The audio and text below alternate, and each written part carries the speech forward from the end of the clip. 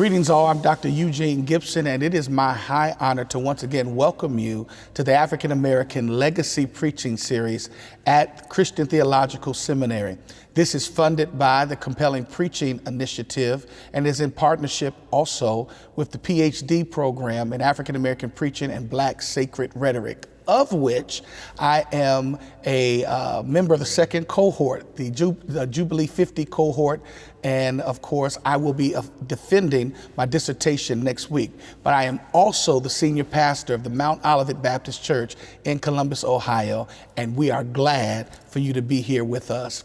We have a wonderful soul that is sharing with us today as we feature the best and brightest of African American preaching. And I want to introduce to some, present to others, the senior pastor of the Metropolitan Baptist Church in the DC area, the Reverend Dr. George Lewis Parks. Welcome, man. Thank you for having me, Dr. Gibson, and also a special thank you to the Reverend Dr. Frank Thomas. I am so excited that you're here. We've been knowing each other forever, and I'm excited to hear what you have to say about preaching. So let's just start. If people don't know who you are, why don't you go ahead and just introduce yourself and tell them a little bit about your story.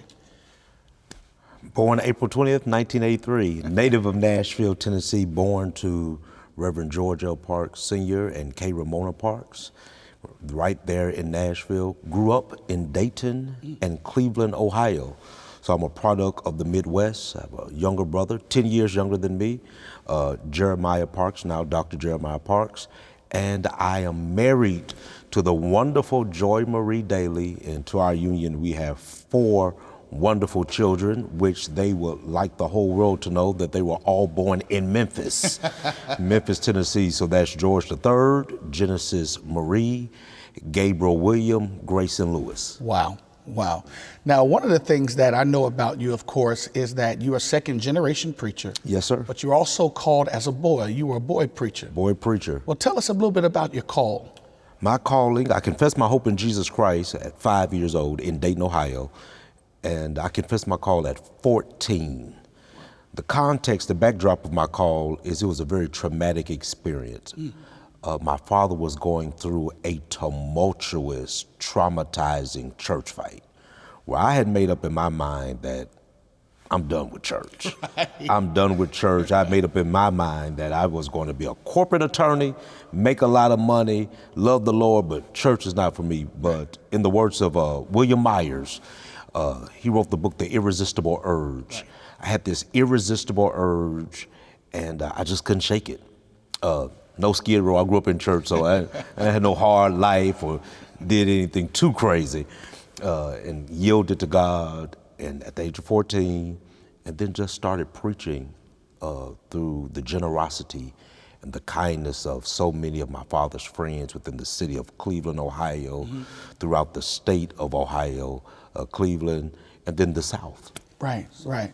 So being a boy preacher, I was not called as a boy preacher, but there's a unique group or fraternity of those that were. Tell me the challenges or some of the pros possibly of being called so young. I think the pros is the church loves you. Right. Got the cute factor. Yeah, the cute factor, absolutely. I'm grateful for that. You're this boy, you're a child that has this huge calling. Everyone likes to see a child who has a love for God. So that was a pro. Being in the Midwest, I was the only boy preacher just about. It was just a small group of us. In the South, it was individuals like Quentin Barlow and Frank Harris. So we were in the Midwest, Cleveland. They were in the South. The church loves you. You just get a chance to preach a lot, just through the generosity and the kindness of people. Pastors, I preached at all the Eastern Star, the lodges, gospel music workshop of America, the little chapter meetings. I just had so many undeserved opportunities just to get hours in. Right. So I'm grateful. So with that, what age do you think the novelty of being a boy preacher wears off? Because we probably have a lot of young preachers that are watching, and when does the novelty of being a boy preacher wear off? And then, for lack of a better phrase, the more responsibility of that which you say? I don't know if I can quite pinpoint it, but I'll give a range. Okay. Maybe between 25 and 30, if you're not careful. Okay. Because if some of us always stay boy preachers. So I will lean on what my father would always say. My dad said, you're not going to be a boy preacher always, and it's not going to be cute.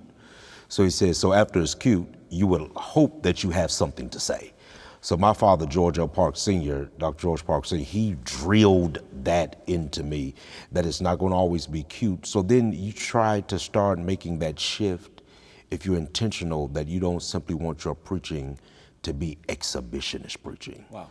Wow. So if we're not careful in the Black church context, we have this love for youthful preaching, giftedness, but it can really become exhibitionist preaching, and you might not make that turn as soon as you need to be as mature, or you may be trapped in this need to perform. Wow, wow. So tell me how you started to make those changes. I know that you're Dr. George Parks. Tell me about your seminary journey and all of those things. My journey is I graduated from Lutheran High School East, Cleveland, and I went to American Baptist College in Nashville. Wow. Dr. Forrest Elliott Harris was our president. We were his first full class. And that was a major, major time to be in Nashville, Tennessee. The classroom, the professors, Daryl Drumright was one of our professors. Also, Dr. David Buttrick was a visiting professor, but not just the classroom, but it was also who was in Nashville at that time. So the context, the dormitories, the restaurants was equally transforming and informative. So you had in Nashville during that time, Napoleon Harris, who now pastors the Antioch Baptist Church in Cleveland, where Dr. Marvin McMickle, Corey Scholl, Terry Mackey, in Phoenix, Arizona, Dr. Terry Mackey, Dr. J. Lawrence Turner, Tim Carruthers, Cedric Cheatham, the list goes on. So it was the incubator for so many preacher and pastors that are serving congregations right now. And what is amazing, that collegium that you guys had has now become pastors of some of the leading churches in different areas throughout the country, and you all were there at the same time. But by the grace of God. Right, right. So as you're practicing your hoop in the hallway. Oh, absolutely. That's a hallmark at American Baptist College. You know, you practice it, you work on it. So as you're practicing your hoop in the hallway and you go to the restaurant and you see some other people from different schools, and it just became, and you guys are very close today. Oh, absolutely. Right. Don Butler, Jason Turner, Corey Scholl, Terry Mack. I mean, we have been close down through the years in our lives. At different points have been certainly intertwined. Wow, that is awesome, man. And I know some of you guys, and to see you guys move, that is just awesome. So after American Baptist, where did you go? After American Baptist, I went to Howard University School of Divinity. And that's a unique story behind that. It was my hope to go to Vanderbilt. And the practical theology teacher at that time, Dr. William F. Buchanan, he chose not to turn in my letter of recommendation. Wow. So I never forget, I'm running through the campus, summer school, we had walked, graduated, and I said, Doc, did you turn my letter in? He says, no, I didn't. He said, I did not turn. He said, do you think you're Vanderbilt material? It crushed me. And God rest his soul, we end up having a great relationship, crushed me. So I end up going to Howard, which was a wonderful experience, but it was my first intention to go to Vanderbilt. So I went to Howard, great experience, received the opportunity to study under Kane Hofelder, Cheryl Sanders, Harold Dean Truyer, Dr. Kenyatta Gilbert, before he was Dr. Kenyatta Gilbert. I was part of his first class, Jameson, Hunter, Keelan, Duke, those individuals were my classmates and dorm mates. So that was a wonderful experience. So Howard was great to be in the nation's capital, moving about the streets, Georgetown, DuPont Circle, Adams Morgan, just to be in the nation's capital and to be in that think tank. It was great. And one person who was pivotal to me going to the East Coast was Daryl Drumright. Pastors the Temple Church in Nashville, Tennessee, which was one of my professors at American Baptist College.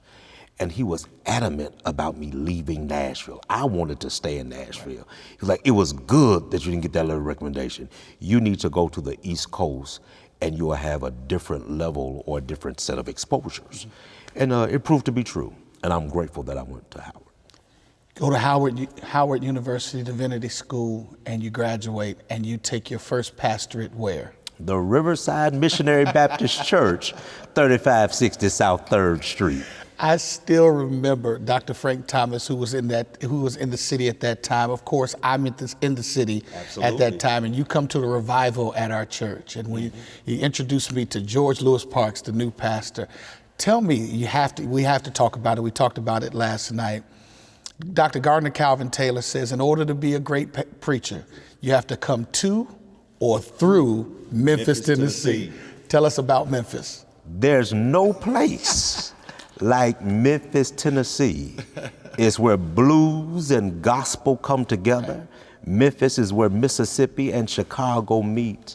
It's a great intersection, a great church culture. Memphis has its own sound. It does. Of preaching and singing, and I enjoy tremendously those 6.5 years. Those individuals at Riverside took a risk on me. It was the end of 2008. Barack Obama had just been elected president. So I kind of always hook up my pastoral ministry with that time. Being young was in then too.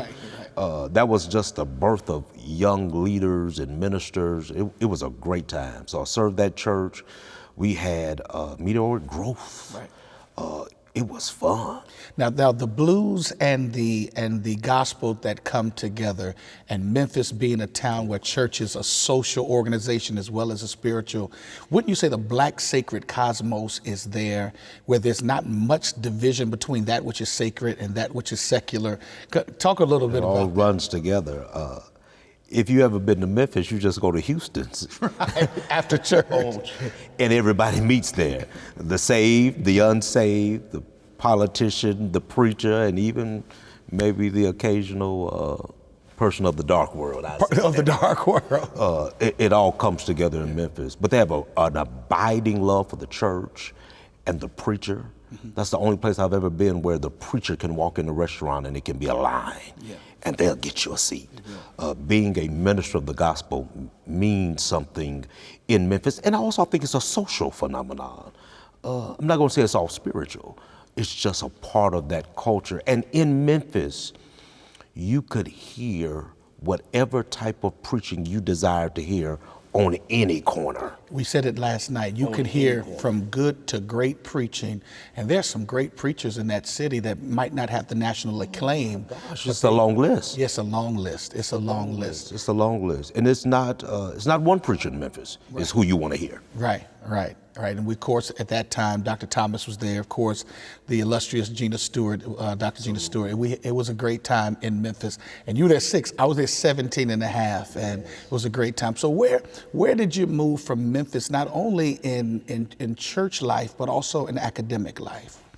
Well, while I was in Memphis, I enrolled into Union University School of Theology and Missions, which my educational journey is a bit eclectic. American Baptist College, HBCU, strong social justice, Howard, research institution, critical thinking, to go to a Southern Baptist institution. That was a major shift. So I did my doctoral work in expository preaching. With my dear friend, Pastor Bartholomew Orr, who's been a great friend and colleague. We did that journey together. I began it in Memphis, and while I'm in a building project, getting ready to launch a building project, I feel this shifting in my spirit, and I received the call to serve the New Hope Baptist Church of North Little Rock and Conway, Arkansas. Wow. Not too far, but it was a world of difference. World of difference. Right. 120 miles up the road, right. 2 different worlds. Okay. But a great church, great people, and had a ball in Little Rock.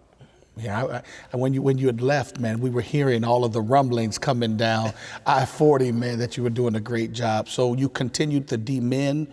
I finished. It was a challenge to do that while trying to go through a shift. I don't recommend that to anyone.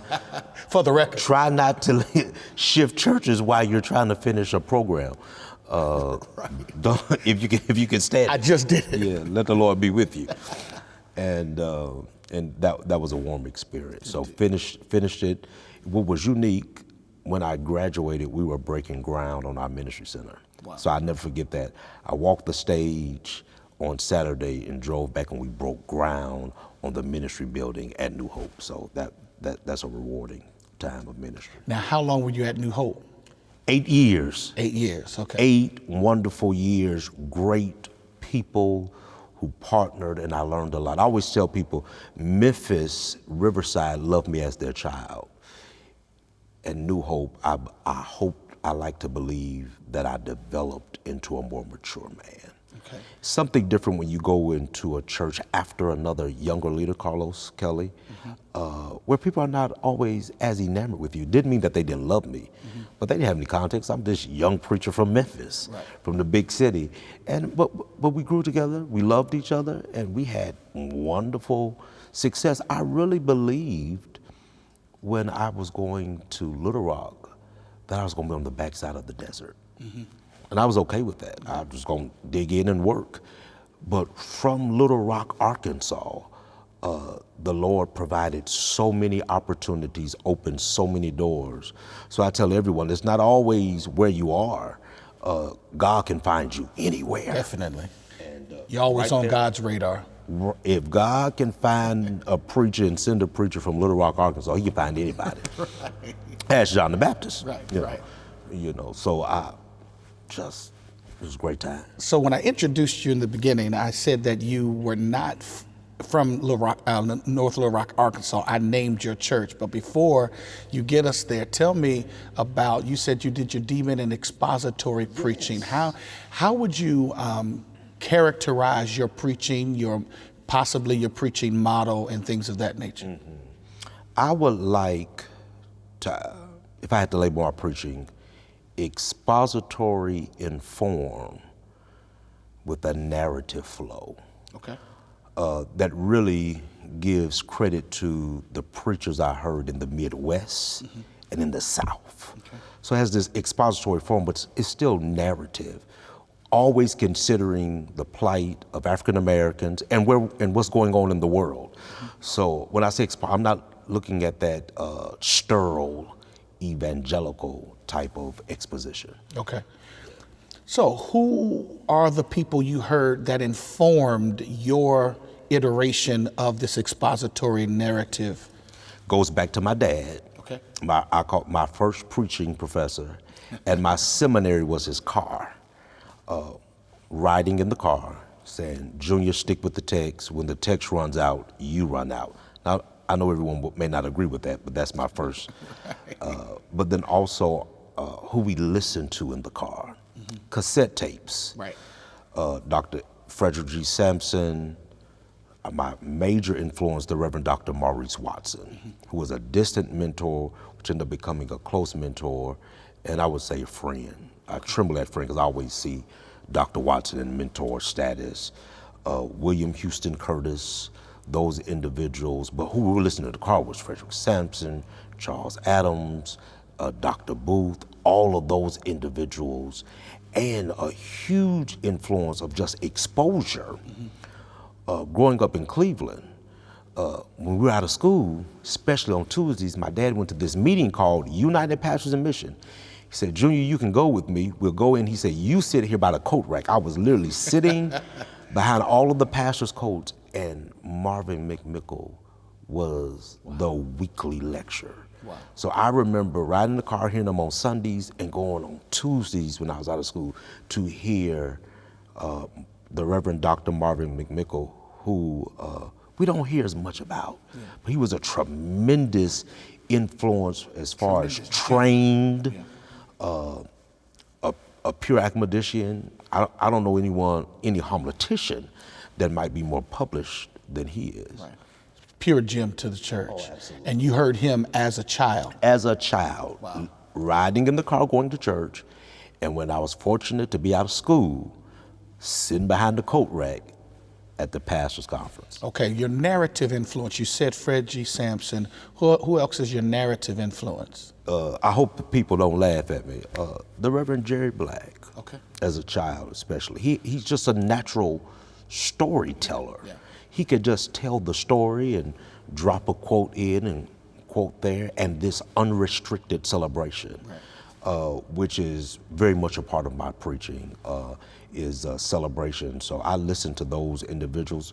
Also, when we think about narrative preaching, especially this day, you have to consider the Reverend F. Bruce Williams. F. Bruce Williams, yeah, of course, he's my classmate in the PhD program. He is a narrative preacher par excellence, one of the best. So that's what you consider your preaching. So tell me how you prepare to preach, how you prepare a sermon. How I attempt to prepare a sermon, it starts right now pastorally, the November before the beginning of the year. So I'm fortunate to go away with some of my dearest friends. We have been taking this preaching trip now a decade. Dr. Philip Pointer, Dr. Charles Goodman, James Jackson, Kenneth Riolan, Nathan Scovins, Holmes, and I plan out my preaching calendar for the year. Wow. Plan out my preaching calendar for the year. So usually it's the church's theme, and there's the sub-series where I'm reinforcing that theme. Okay. So I'm a slave to planning. But usually on Monday, I get up, I attempt to do some type of cardio, and I'm in Starbucks. And I'm just reading the text, seed bedding, and I return back to it on late Tuesday, and I'm starting to do my exegetical work. My heavy commentaries of fact. I'm working through that, seed bedding still, and then I'm trying to figure out what is this flow? What does this flow look like? And in the midst of that time, I'm talking to my good friend, the Reverend Dr. Corey Shaw. We talk about preaching every day, and his first question is, have you heard any good preaching today? And sometimes I haven't, so then I have to run and go listen to a sermon so I have something to tell them. Right. And we're talking about the sermon all week long, or sometimes I'm calling Philip or Goody, Charles Goodman or Danielle. We're just talking preaching. I'm working through it, and usually on Thursday, I just sit down in the chair and I start writing. Even if it's not as clear, I think sometimes we just get in the habit, because it takes me a lot of time to write. Okay.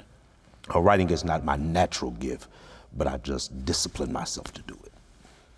So if you took a stab at a model, George Park's model of preaching, the seed bedding sounds like that's a very important part. I believe in meditating on the scripture. Right.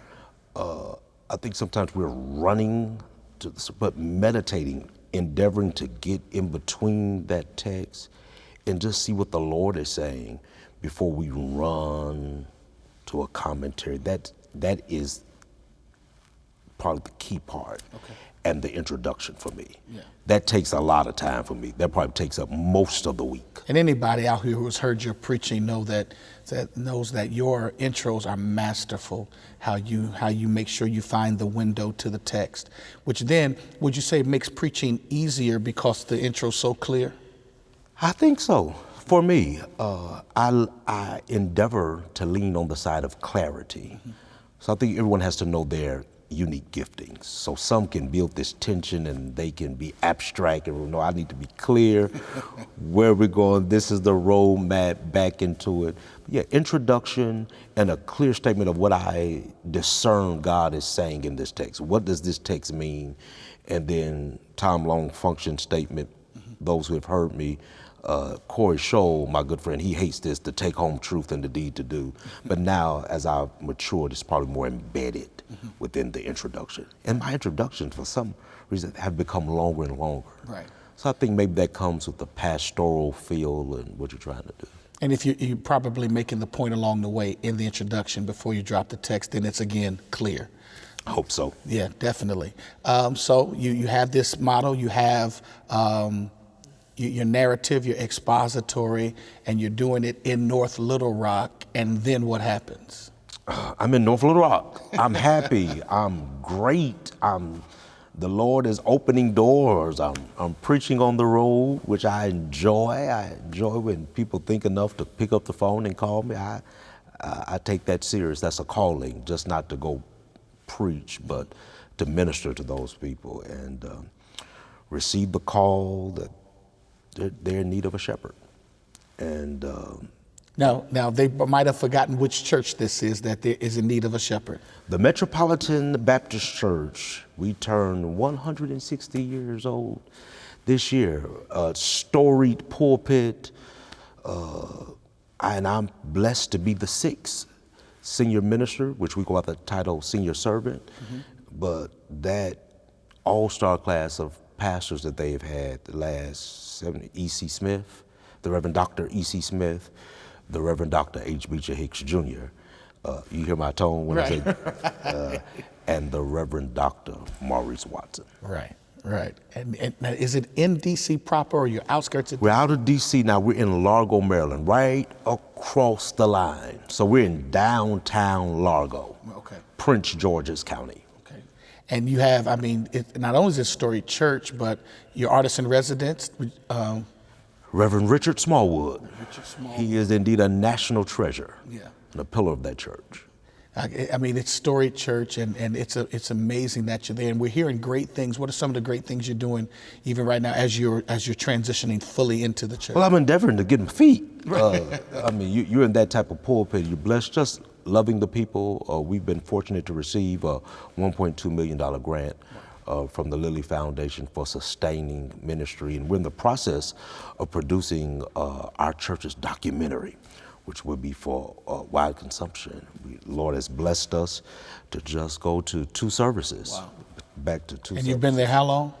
8 months. 8 months, and God is adding to God's church daily. Surprised by grace.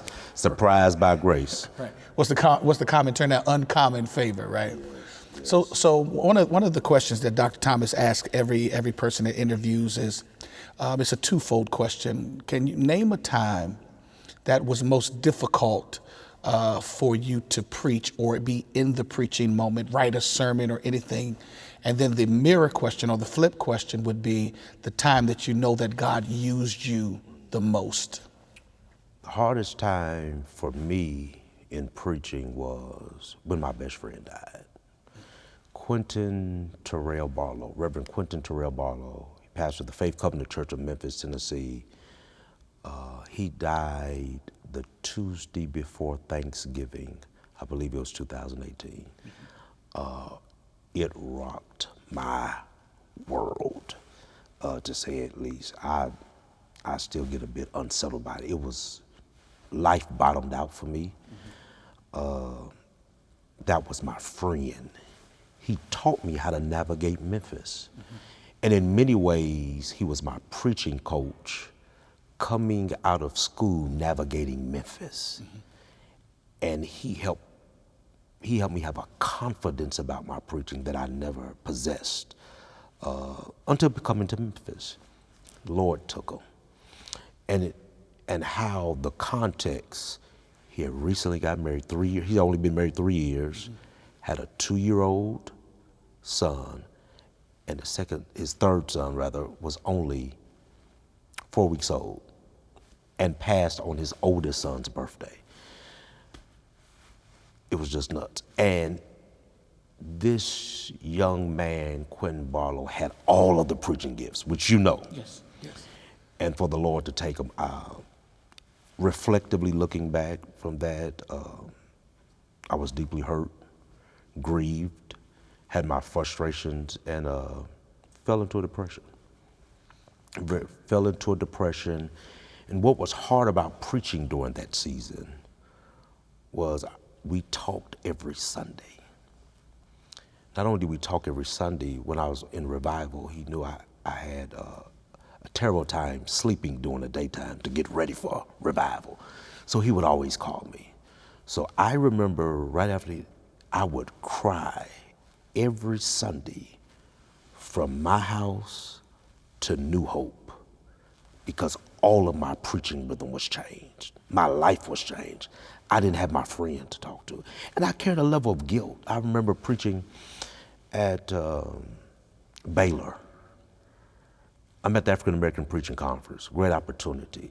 And all I remember is sitting in my room crying because my friend wasn't there to share it with me. So it took a long time.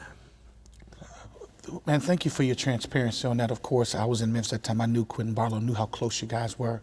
So how do you as much as you want to share, how do you get past that? And if not past it, how do you get through it? Because there are people that are watching that don't understand that there can be some depressiveness after the preaching moment, can be pastors who give the word of joy, might not possess joy sometimes. How do you get past it or through it? I don't know if I ever got past. I don't know if I'm past it now. I think about them all the time, especially in moments like this. But I had a conversation with Dr. Ralph West, and I asked him, his dear friend that was from Memphis, the Reverend Dr. David Boy, I said, Doc, I'm having a terrible time. I don't know what to do. I'm about to lose it. I said, how did you cope? How are you coping through Dr. Boyle's passing? And you know, in classic Dr. West tone, oh, Pogs, I don't know if I'm making it through. He said, but I will tell you this. Every time you get a chance, just call their name. And that was a release, because I felt like the world was moving on without him. Right. And I couldn't do that. So I just, when it's appropriate, I call his name, I remember him. And I thank God, my wife, she was so patient, and she got me through it. But I do remember this one day, she says, I hope my husband returns. Wow.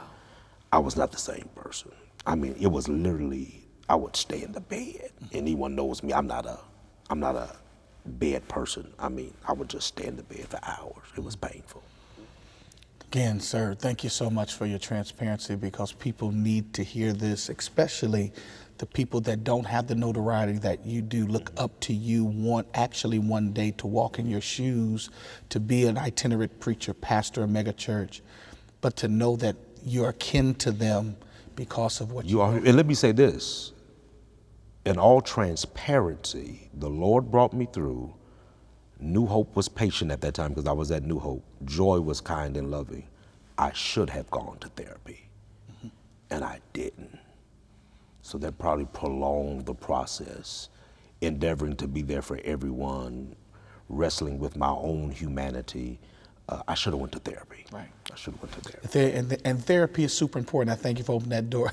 Therapy is super important. Yes, you need Christ, but you need some therapy too. Thank you for sharing that, man. So the flip side of the question then becomes a time that you know without a shadow of a doubt that God has used you. I would say the second opportunity I had to preach at the E.K. Bailey Preaching Conference. Let me preface this. I think no preacher should have more fun, excitement, or even be more prepared than preaching week in and week out in their pulpit. And I learned that from my late college pastor, Curtis Goodwin. He had an accuracy with his church, Watson Grove in Nashville, where Pastor John Faison serves now. Right. He had an accuracy with that church. But I preface that to say you should be in love with preaching in the place and to the people that God assigned you. That's important. We get a chance to speak into their life, and sometimes we're always getting ready for something else when God has given us everything that we need with the people that we shepherd. But uniquely, the second time I preached at E.K. Bailey, I was assigned Noah naked in his tent. Wow. And you could imagine the fear and trembling that went through when I saw that text that was my assignment. And I preached a sermon entitled Surviving Your Nakedness. Wow. And God showed up in an undeniable way that I believe it ministered to the hearts of the distinguished Reverend clergy. I'm about to give you a good question right here, bro. You doing that sermon, Noah being naked. We know the iconic sermon, Drunk on the Eve of Reconstruction by Charlie Adams. And I used a line in that sermon. Okay, wait, I was gonna say, it's all right to use a line in the sermon, but here's the question. How do you do that, use only a line, because you probably said you got it from him, most likely, if not, I didn't hear it. But what I wanna say, in the world of plagiarism, in the world of AI, how important is it to sit down and do your work and not lean so heavily on such an iconic piece? I think when you write, you build your muscle. Wow. So oftentimes we settle for an exterior that we don't have the inside to go with it. So I don't think I could have preached that sermon 2-3 years before. Okay. Maturity, you just write, pray, and don't be afraid to prepare in concert. I tell people, you have the best stuff, but you ought to vet your information before going on a stage like that with some trusted friends. Right. I have a list of trusted friends. I can call Philip Pointer, Charles Goodman, Daniel Brown. My go-to probably week in, week out is Corey Scholl. Right. And I always tell people, you partner with individuals, this is important, that has a different lens than you. So I would say to anyone, one of probably the hidden best qualities of whatever God does with my preaching is my friends have been the sharpening element. So I can point to every iteration of my life in ministry, who was I preaching in partnership with? And that has been the, if you could say, the secret sauce to my preaching. Wonderful, wonderful. So how do we resist the temptation of being in competition? What you're telling me is that you write in a community of preachers. All of these preachers are wonderful preachers in their own right. So, but on the other side of that coin, in what we do, there is competition where people are vying to outdo or vying for certain stages and things of that nature. So how do you and your cohort resist all of those things? I think you have to let your life speak. Parker J. Palmer. Our lives are going to happen and move in a way that God desires for them to be. And whatever God has for you, you can't miss it. But you have to discern. You have to make, no, not discern, you have to make the decision, the intentional decision. I'm not in competition with anybody, but you have to genuinely like the people that you're in fellowship with too. And I'm an acquired taste, so anybody who attempts to be my friend, it's a risk. It's a risk, but you have to make that conscious decision, and we have to have a really authentic appreciation for the difference, the differences that we each have. So I tell you, if you only talk to someone that preaches exactly like you, you're doing yourself a disservice. Right. So we are all drastically different, but we have a space where we can be honest. Well, tell me how you're mentoring the next generation, man. I know that you have some groups that you're teaching and things of that nature. Let the people know what's going on with that. Well, I'm grateful. I completed a stint at Philander Smith College, where I was doing adjunct work in the philosophy and religion department. Now I'm grateful to be leading a cohort at United Theological Seminary with my classmate and dorm mate, Dr. Jameson Hunter, preaching and leadership to small to mid-sized congregations. That group was very important to me because I think everyone is capturing or still running after the mega church movement. Right. And everyone won't pastor a mega church, but every church needs a quality, well-prepared preacher. So I'm looking forward to that. And I think all of my mentorship begins with my brother. Who I probably got on his nerves all the time as a young preacher, who is now Dr. Jeremiah Parks, who pastors the Mount Calvary Baptist Church of Owensboro, Kentucky. And is a preacher. Probably the best Parks preacher out of all of us, is a preacher indeed. And I'm grateful to have those spaces to preach, teach, and to have shared learning community, which individuals like Dr. Thomas gave me that space in Memphis, where he would always allow me to come over to the office, and it's always unique. It's very unique. He was the one who told me it was time for me to go to 2 services. Wow. While I was in Memphis, Tennessee. And you ended up at 3 services in Memphis. Yeah, did a wonderful job in that city. So anything that you want people to know that God is doing through you on the academic level, or anything that God is doing with you at the church level, in fact, before we do that, what would you impart pastorally? Because you're not only a great preacher, you're a great pastor. So what is your pastoral strategy while you're doing all of this great preaching? What is your pastoral strategy? Discipline during the week. Discipline during the week, very much discipline. My pastoral mentor, 2 Daryl Drumright, Temple Church, Nashville, Tennessee, Melvin Charles Smith. Memphis, Tennessee, yes, Melvin Charles Smith. Love your people, do the work. I'm probably a dinosaur. I go to the office. I still go to the office. I think spending time with your people, dreaming big, and aligning yourself with just good leaders, not just simply preachers, but if a person works in government, nonprofit sector, attorneys, anywhere where you can pick up a leadership lesson, that's fun. I enjoy it. I enjoy leading the ordinances of the church. Right.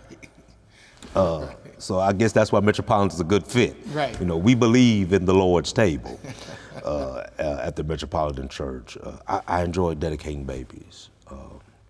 God has blessed me. Most people may not know one of the greatest ways where I have extended pastoral care is through eulogies and funeral sermons. Eulogies. One of my classmates who did a wonderful interview on here, of course, is the Reverend Dr. Reggie Sharp, and he's doing his work in eulogies, his dissertation. It's an important work. Yeah. It's a lost art. You could be a good revivalist and not be so good for eulogists. So you need to be able to minister to that family. Oh, that's important. My mother always told me, the time you get a chance to be people's pastor is in disaster and their greatest joys, the greatest disaster and joys. So to be there at a funeral, I don't miss funerals. I do not miss funerals. So if I have to fly home and fly back to work, I'm going to be at that funeral. That's an amazing thing. And of course, I know you're a great preacher as well as a great pastor. There are a lot of people, and I don't know if you really understand this, a lot of people look up to you now. And and I know it might seem like you just started, but it's moving. Reverend Dr. Gibson, you hurt my feelings today now.